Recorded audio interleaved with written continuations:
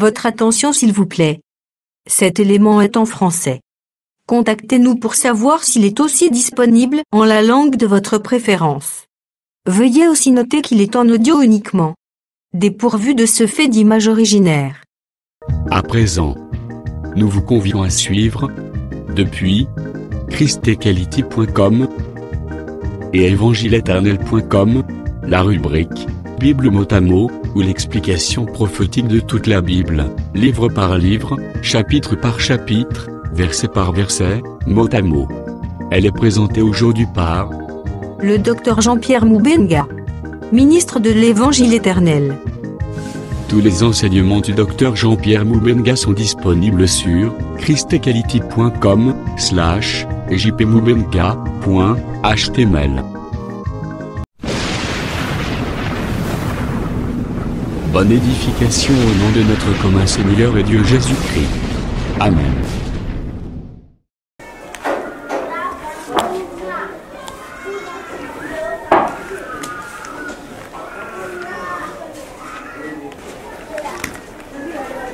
Je vais donner le principe du jugement de Dieu, parce que nous prêchons que le jugement a deux facettes, la facette d'acquittement et la facette de condamnation. Et aujourd'hui, le jugement a déjà commencé par la maison de l'Éternel pour acquitter, justifier les saints, les bien-aimés que nous sommes de Jésus, de la parole. Mais il y aura un temps où le jugement sera là, juste contre le méchant, pour accomplir l'écriture que l'Éternel déclare que le méchant ne restera pas impuni.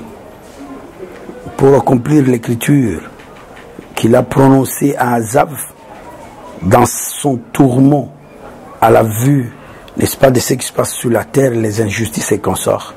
Lorsqu'il a voulu bouger ou suivre le pas des mondains et qu'il s'est reproché au-dedans de lui. Et Dieu l'a amené au sanctuaire de Dieu où il y a l'explication des choses. Et là, Dieu lui a montré la fin du méchant qui est en train de faire des injustices là. Il aura sa fin, le méchant. Et c'est ce qui a donné la paix à notre frère. Donc, le méchant ne restera pas impuni. Le méchant ne restera pas. Il y a un temps où Dieu frappera le méchant et l'exterminera.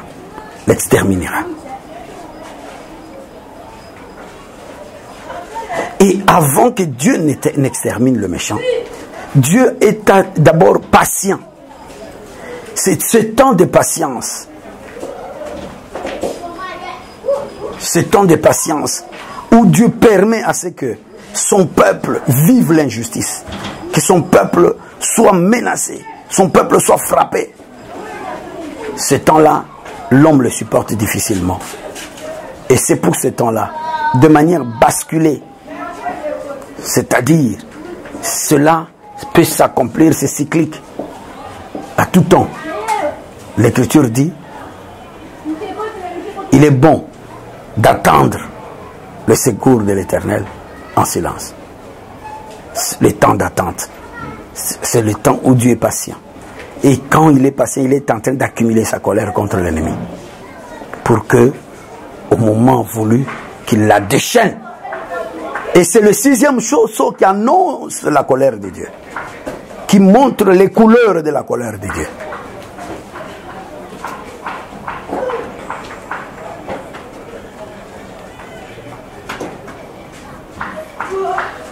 Il est déjà plein de rancune. Parce que l'Éternel est rancunier. Et il est rancunier pour le méchant.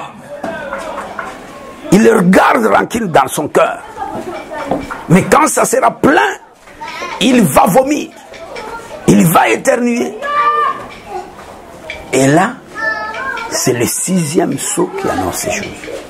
Qui montre que bientôt, c'est la fin. Parce que lorsqu'on a ouvert le septième sceau,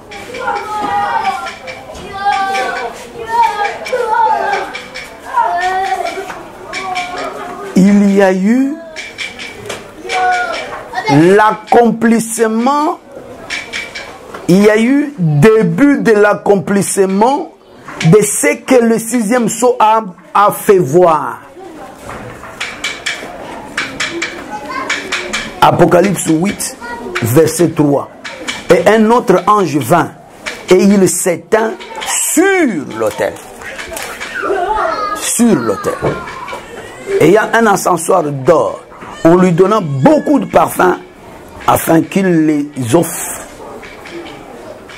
avec les prières de tous les saints sur l'autel d'or qui est devant le trône. La fumée des parfums monta avec les prières des saints de la main de l'ange devant Dieu. Et l'ange prit l'encensoir, le remplit du feu de l'autel et le jeta sur la terre. Et le jeta sur la terre. Voilà les faits qui sont annoncés par le sixième sceau.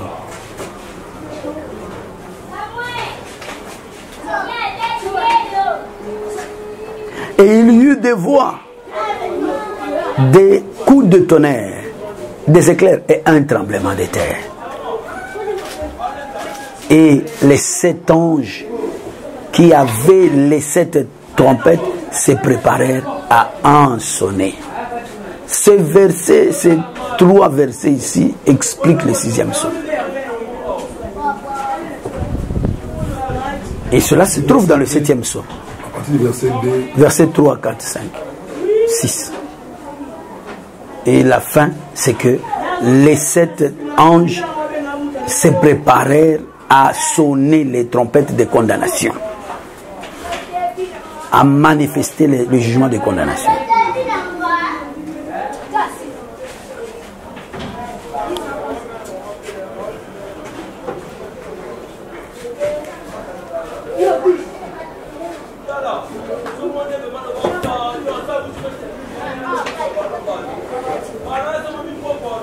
Alors le principe que je voulais donner, c'est lequel? C'est que la manière dont Dieu traite avec Israël physique est un peu différente de la manière dont Dieu a traité avec nous. Nous allons remarquer comme ça. Avant que nous, les gens de la brèche, les Gabaonites, en accord avec Josué, nous puissions être haïs par les nations. Je vais d'abord prendre cette écriture parce qu'elle est importante pour ce que j'explique. Je m'en vais chez Josué, chez le frère Josué.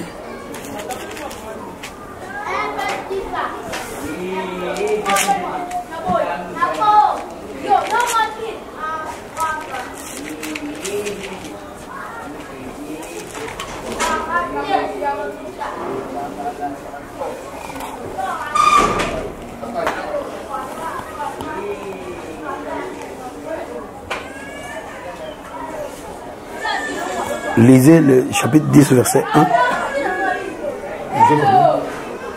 Josué 10, 1. 10,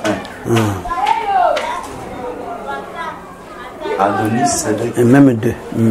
Roi de Jérusalem, après que Josué s'était emparé d'Aï et l'avait dévoué par interdit, qu'il avait traité Aï et son roi comme il avait traité Jéricho et son roi. Et que les habitants de Gabaon avaient fait la paix avec Israël, il était au milieu. Il y a alors une forte crainte, car Gabaon était une grande ville, comme une ville incroyable, plus grande même qu'Aï, et tous ces hommes étaient... Sorte verset 4. Que dit Adonis Sédek? Verset 4. Verset 4. Montez vers moi et aidez-moi afin que nous frappions Gabaon, car il a fait la paix avec Josué et avec les enfants. La base de la haine d'Adonis Sédek et ses amis contre Gabaon, c'est l'alliance que Gabaon a fait avec Josué. et les enfants d'Israël. Cela veut dire quoi? Avant que Gabaon ne fasse cette alliance, il n'était pas en aversion avec ces rois-là. Ils étaient ensemble, c'était ses amis. Mais lorsqu'ils ont appris que notre ami s'est détaché de nous pour faire alliance avec Josué, cela veut dire quoi concrètement?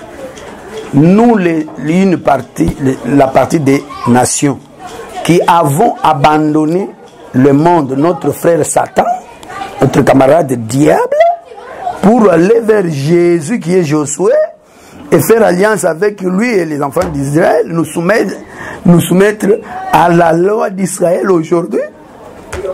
Toutes ces personnes-là qui étaient nos camarades, ils sont maintenant contre nous. Ils sont devenus nos adversaires. Et s'ils peuvent nous combattre aujourd'hui, ils nous combattent parce que nous avons fait alliance avec Josué.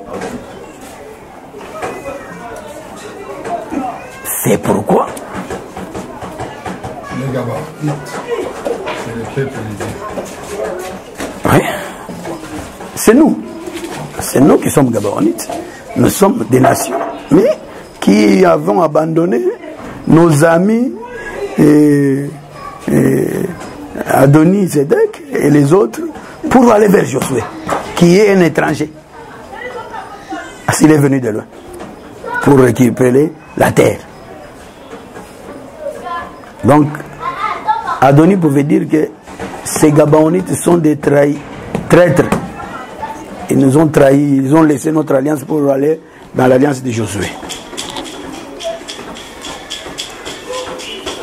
C'est comme ça que je dis, nous avons l'inimitié aujourd'hui avec ces gens, mais la manière dont nous combattons avec eux est différente de la manière dont ces gens traitent Israël. Pour nous, les Adonis, Sédek, tout ça, nous les interprétons comme des esprits méchants, des démons, des autorités consorts. Notre combat est totalement spirituel. Totalement spirituel. Nos ennemis s'interprètent. Mais pour Israël, il y a une certaine différence parce que avant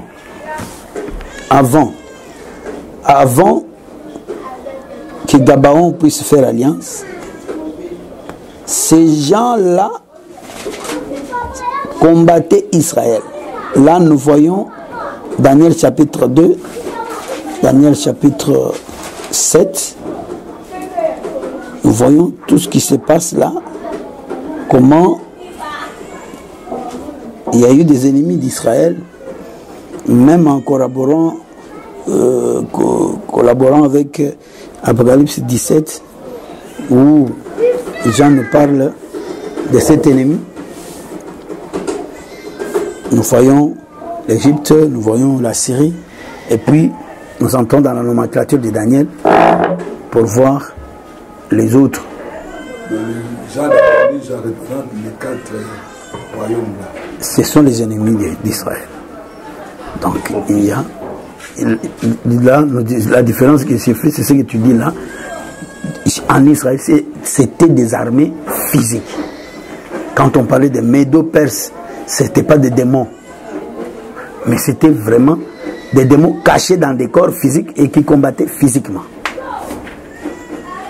Quand on parle de Babylone, c'est vraiment Nabucodonosor a existé comme ça, c'est une personne sur laquelle demande leur vengeance physique. Oui. Nous ne sommes pas là-bas. Nous d'ailleurs, notre prière n'est pas que physiquement qu'il meure. Non. Nous c'est pardonne-les, ils ne savent pas ce qu'ils font, mais juge, sois juste. Makaramoto, mais c'est ça, c'est toujours une vengeance. Mais une vengeance est atténuée. C'est ça la différence. C'est ce que je voulais faire comme différence par rapport au principe. C'est-à-dire, nous avons vu des gens qui ont combattu le peuple de Dieu physiquement, comme ça. Ils les ont combattus. Sérieux. Ils ont combattu sérieux.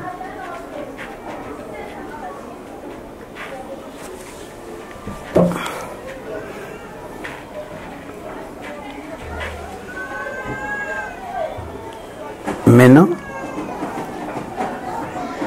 j'avance. Quand Jésus est arrivé, il a montré à Israël que tu avais des ennemis physiques. Parce qu'Israël a dit, nous pensions que ce monsieur allait nous donner la victoire sur les Romains. Et il est parti comme ça. Jésus a voulu montrer que je commence par l'esprit et je vais achever par la chair. Pour Israël, ce sont les deux à la fois. Donc, plus tard, le Seigneur marchera avec Israël dans ce sens. Il aura vaincu la mort spirituellement et il effacera ses ennemis physiques. Ce qui veut dire que le Seigneur va agir dans ces deux portions directement. Pour compléter maintenant ce principe, ce grand principe que je pose ici, je m'en vais maintenant dire ceci. Dans la marche interprétative de tous ces versets ici, qui parlent du jugement de Dieu, au temps d'Israël restauré, nous marcherons avec ces deux aspects. L'aspect interprété et l'aspect physique. Tout en respectant la règle du jeu qui dit ce qui a été, c'est ce qui sera. Et c'est ce qui est. C'est-à-dire, nous n'avons pas à ajouter ni à retrancher. Nous ne pouvons rien ajouter et rien retrancher.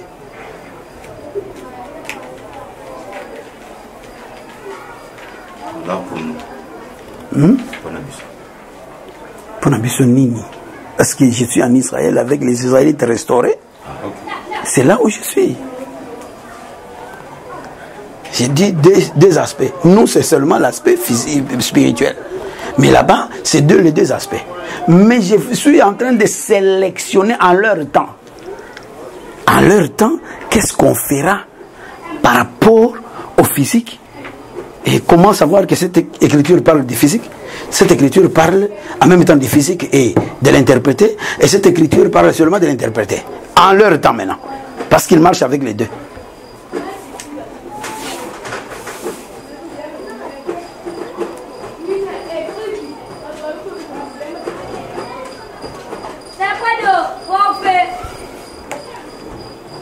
L'écriture dit que ce qui a été, c'est ce qui sera. Cela veut dire quoi? Cela veut dire que si nous voyons quelque chose qui s'est fait déjà physiquement comme ça, cette chose se répétera physiquement et ça pourra, et ça sera aussi spirituellement. Mais si nous voyons quelque chose qui ne s'est jamais fait physiquement, nous n'allons pas créer ça. Physiquement, ça ne sera pas comme ça, comme on le lit là. On doit seulement l'interpréter, ça s'arrête là. Donc c'est ça le principe par rapport à tout ce qui se feront dans toutes les trompettes et les fléaux et consorts. Pour le truc de quoi. Mais je donne le verset. Le verset que je vais donner, je préfère que nous puissions achever ça prochainement. Le temps que je fasse quand même ce petit service-là. Et nous prenons Ésaïe toujours, Ésaïe 34. Nous prenons Ésaïe 34. Je préfère vraiment entrer dans les détails là, avec, avant qu'on continue ce qu'on a. De quoi? Donc je vais être un peu à l'aise pour le dire facilement. Donc Ésaïe 34, nous lisons principalement le verset 4. Mais nous devons y associer le verset 2 et 8. On lit et puis on va essayer de suspendre.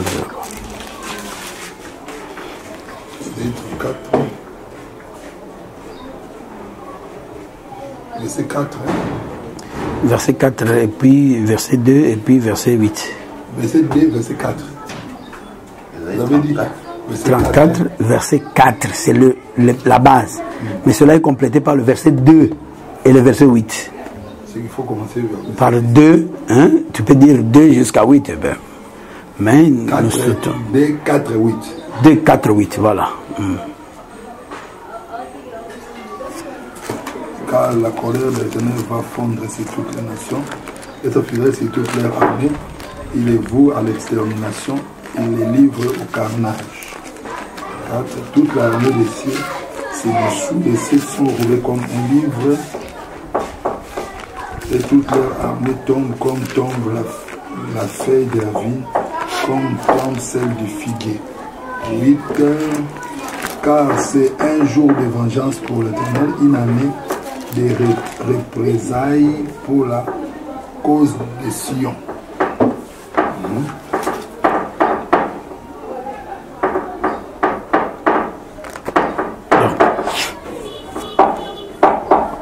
On interprète déjà que toute l'armée des cieux se dissout. L'armée des cieux est composée de quoi?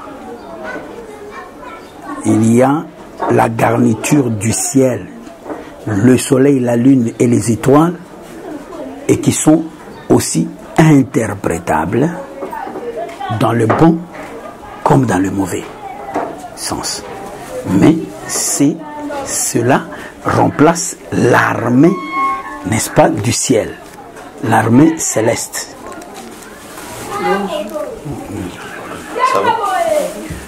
Cela remplace l'armée du ciel ou céleste. Et puis, les détails, nous allons faire, d'ailleurs on a fait cette comparaison directement par rapport aux cieux qui sont comme un livre. Et toute leur armée tombe. Comme tombe, la comparaison est là, la feuille de la vie, comme tombe celle du figuier. Cette comparaison exclut déjà votre interprétation là de dire qu'il s'agit des fils d'Israël. Les figuiers là, les figues là, ce ne sont pas les enfants d'Israël. Ils sont comparés à quoi? Ils sont comparés à l'armée du ciel qui doit tomber. D'après cette écriture, nous allons suspendre là-bas et puis on va terminer ça pour retourner dans ce que nous faisons. Vous avez dit Ésaïe 34. Ésaïe 34, 2, 4 et 8. Refuse que figuier est Israël. Oui, Israël était. Israël aussi est un figuier. Mais Owana, c'est l'effet de la colère de Dieu sur le figuier. Et non pas l'effet des nations sur Israël.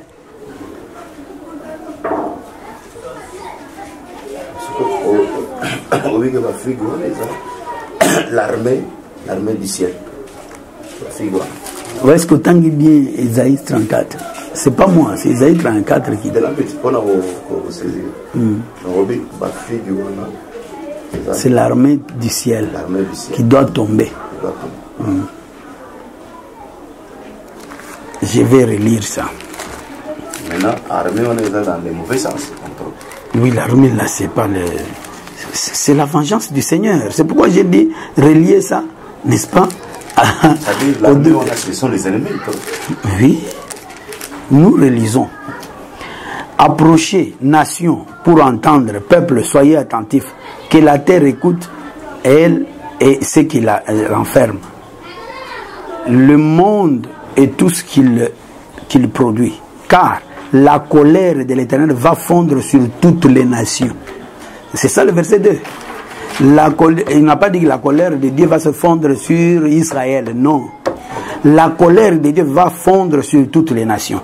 Et sa fureur sur toute leur armée. Quelle armée? l'armée des nations, s'il vous plaît. Il les voue à l'extermination. Il les livre au carnage. C'est l'Éternel qui frappe la terre. Né à avancer, il dit, leurs morts sont jetés, leurs cadavres exhalent la puanteur et les montagnes se fondent dans leur sang. Toute l'armée des cieux s'est dissout. Les cieux sont roulés comme un livre. On rentre en Apocalypse chapitre 6, les versets que nous exploitons, où on a parlé du livre comme les cieux. Et toute leur armée tombe. Nzamba Zokanelande, les nations. Et puis il les transforme en armée céleste. C'est ça ce que Paul a prêché. Que nous combattons les esprits méchants dans les lieux célestes. C'est l'armée céleste. C'est une armée céleste. C'est une armée céleste, mais dans le mauvais sens. Dans le sens de l'ennemi. Et il dit, comme et toute leur armée tombe, comme tombe la feuille de la vigne, comme tombe celle du figuier. Mon épée s'est enivrée dans les cieux. Voici, elle va descendre sur Édom, sur le peuple que j'ai voué à l'extermination pour les châtier. L'épée de l'Éternel est pleine de sang couverte de graisse, du sang des agneaux et des boucs, de graisse des reins des béliers, car il y a des victimes de l'Éternel à Bostra, et un grand carnage dans le pays d'Édom. Les buffles tombent avec eux, les bœufs avec les taureaux, la terre abreuve le sang, et le sol est imprégné de graisse, car un jour de vengeance pour l'Éternel, car c'est un jour de vengeance pour l'Éternel, une année de représailles pour la cause de Sion. Ici c'est pour la cause, c'est pas contre Sion, c'est pour Sion. Les torrents d'Édom seront changés en poids et sa poussière en soufre, et sa terre sera comme de la poix qui brûle, et il s'éteindra ni jour ni nuit, et la fumée s'en élèvera éternellement d'âge en âge. Elle sera désorée à tout jamais, personne n'y passera. Écoutez frère, ça ce sont les puissances de l'air qui seront combattues, parce que j'ai dit il va combattre le physique et le spirituel. Oui, nous allons donner d'autres précisions, vous verrez ça, c'est précis. Nous allons donner d'autres précisions dès que nous nous voyons encore, pour que nous puissions terminer. Et le temps, oui. Que le Seigneur bénisse la journée d'aujourd'hui, au nom de Jésus-Christ. Amen.